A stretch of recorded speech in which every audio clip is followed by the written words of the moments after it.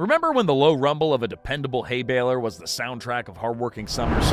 Well, today we'll count down some of the most reliable American hay balers in U.S. history. Machines that turn fields of fresh-cut grass into neat golden bricks of feed. Whether you grew up stacking bales or just love vintage equipment, get ready for a nostalgic trip through the best balers of the 1900s. Let's get rolling. Number 10, the Ford 552. Produced during the mid-70s, this square baler merged Ford's agricultural expertise with robust engineering, giving farmers a machine that can handle significant field demands while still being relatively simple to maintain.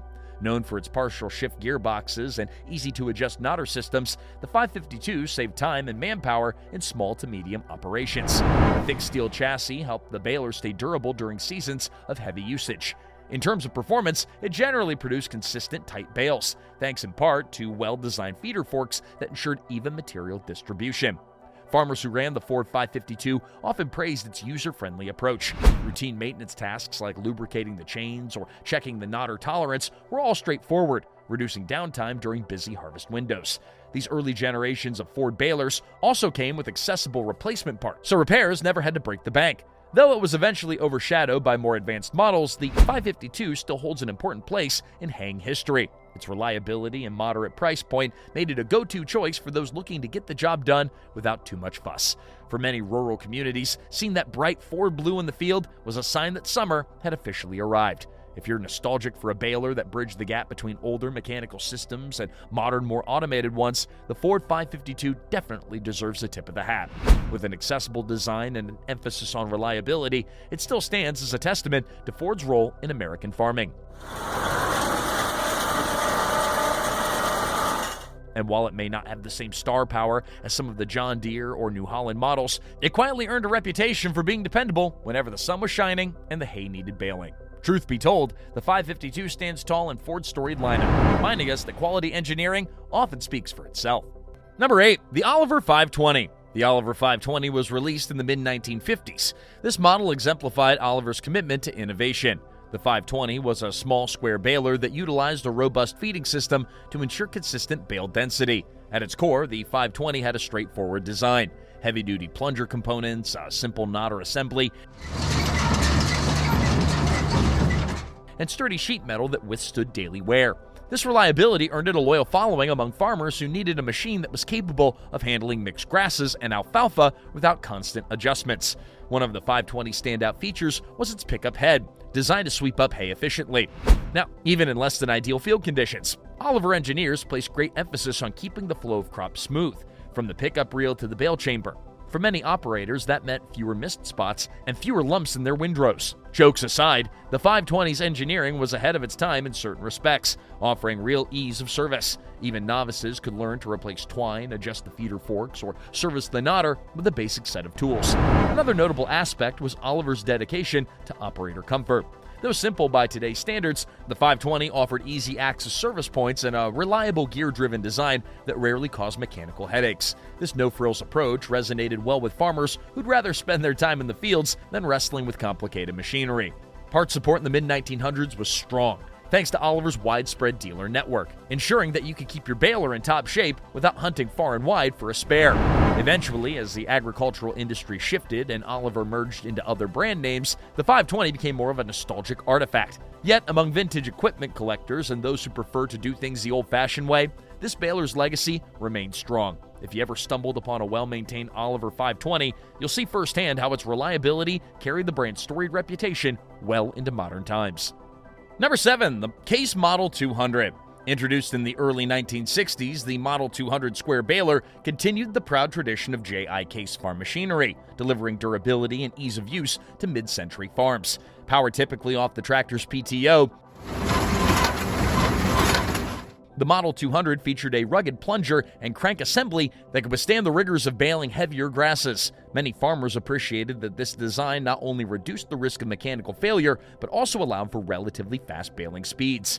Case placed considerable emphasis on the knotter mechanism. The Model 200's knotter was engineered to handle varied twine types, giving operators flexibility when local supplies were limited. Adjusting tension was also straightforward, minimizing the amount of hay lost to loose or improperly tied bales.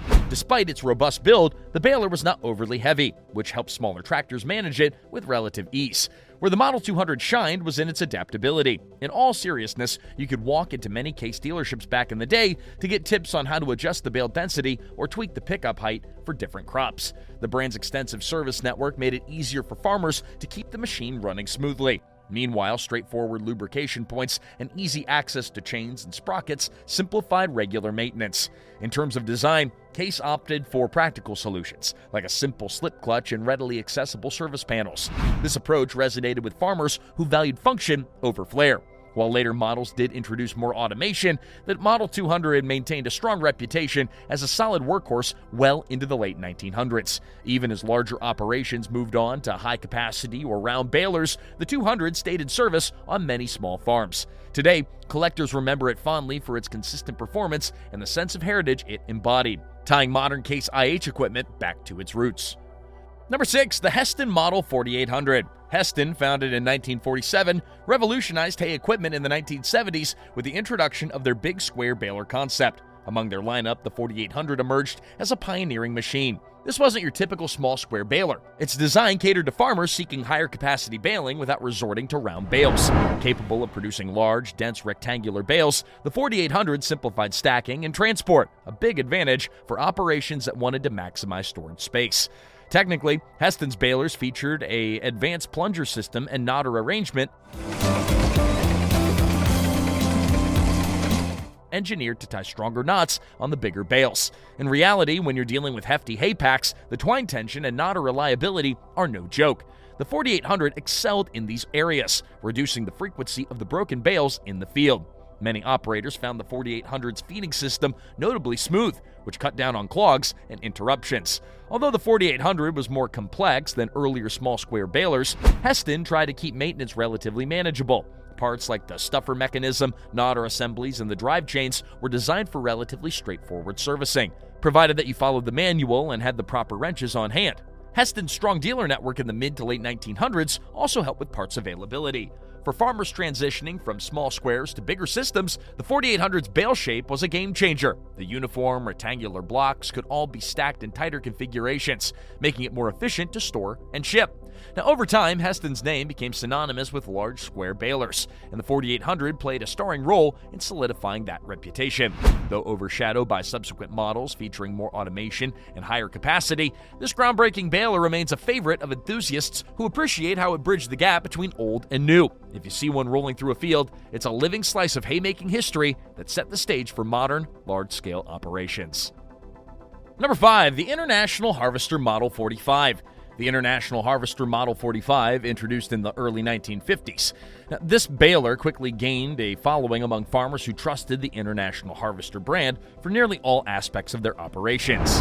With IH farmers already dominating many fields, the Model 45 fit right in, offering consistent performance and reliable bale tying. Its gear-driven plunger was designed to produce uniformly packed square bales, and these bales were easier to handle and stack, which was critical in an era when manual labor was still the primary method of getting hay from field to barn. Now, the Model 45's knotter system was fairly straightforward. While not as advanced as later models, it still got the job done with minimal fuss, provided that you kept everything properly lubricated and adjusted. That being said, a poorly timed knotter can bring your entire baling day to a halt, and IH made sure to keep that from happening too often.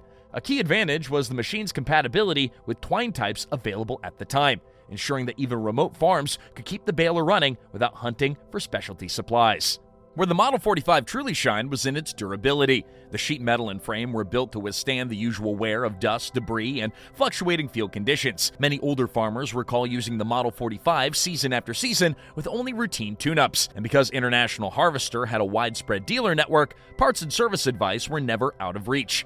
Despite the gradual introduction of more sophisticated balers in the latter half of the 1900s, the Model 45 remained a staple for farms that prized simplicity and reliability. It might not boast the bells and whistles that arrive with newer machines, but its place in American haying history is well earned. Even today, you'll find some of these vintage workhorses in fields, a testament to the quality that IH poured into the Model 45. Number 4, the Allis-Chalmers Rotabaler. Born in 1947, this machine stood out from being one of the earliest commercially successful round balers, long before round balers became the norm. Now, sporting Allis-Chalmers' vibrant orange paint, the Rotabaler produced small round bales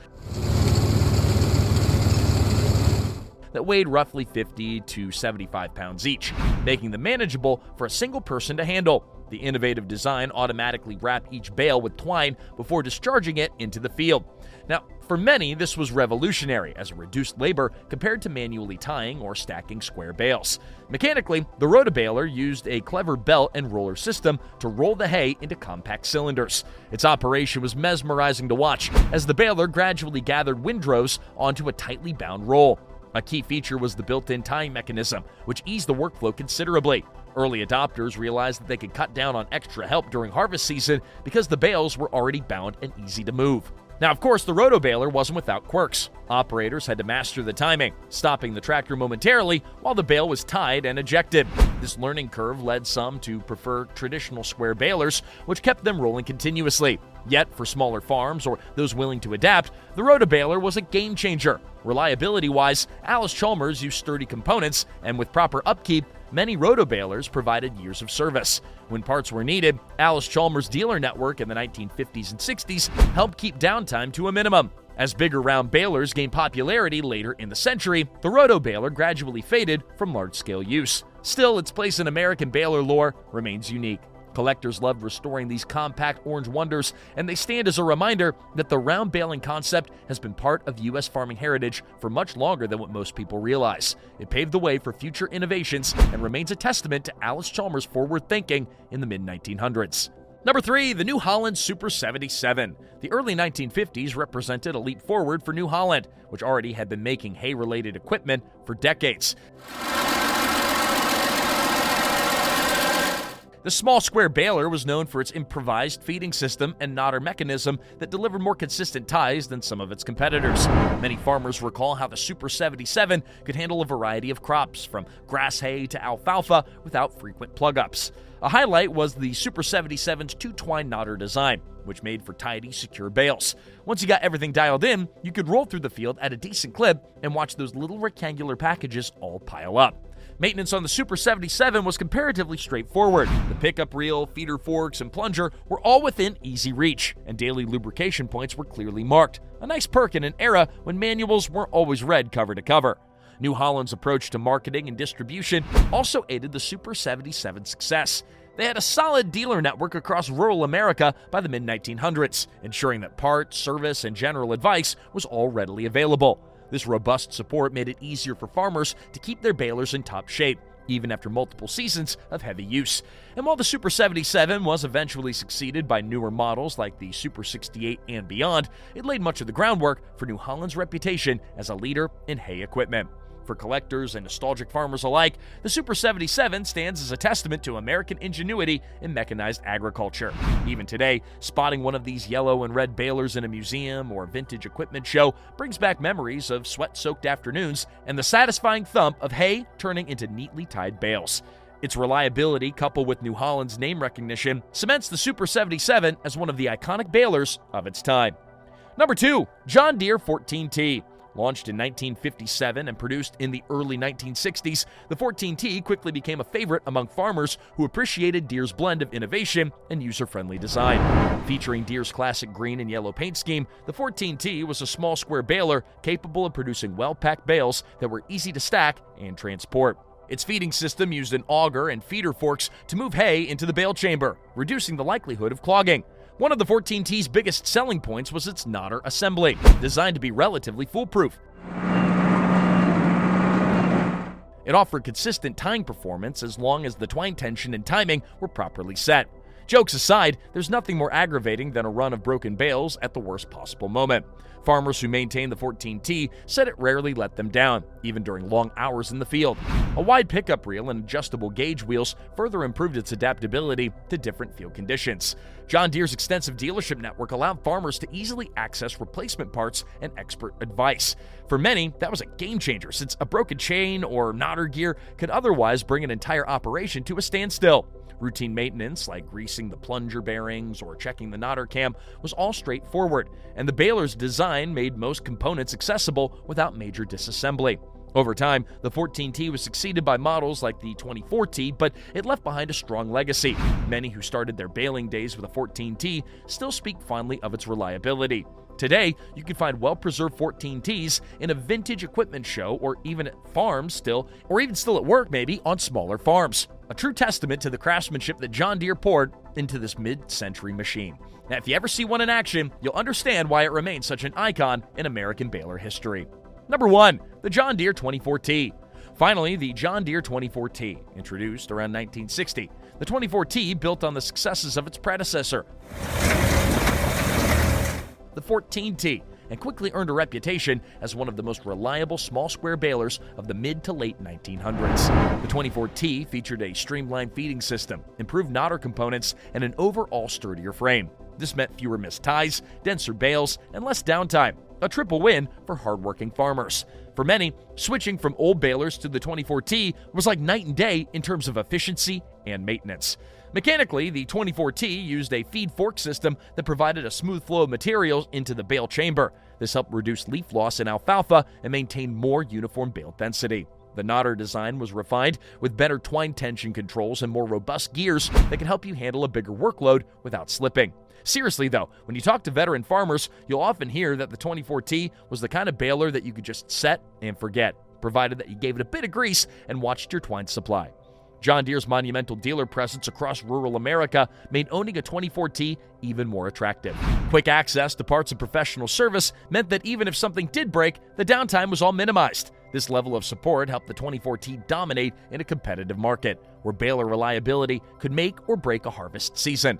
Over the years, it became a common sight in fields from coast to coast, forging memories for countless families who stacked those neatly tied bales high in barns or loaded them onto wagons. Many 24Ts remain operational to this day, a testament to their rugged engineering and timeless design.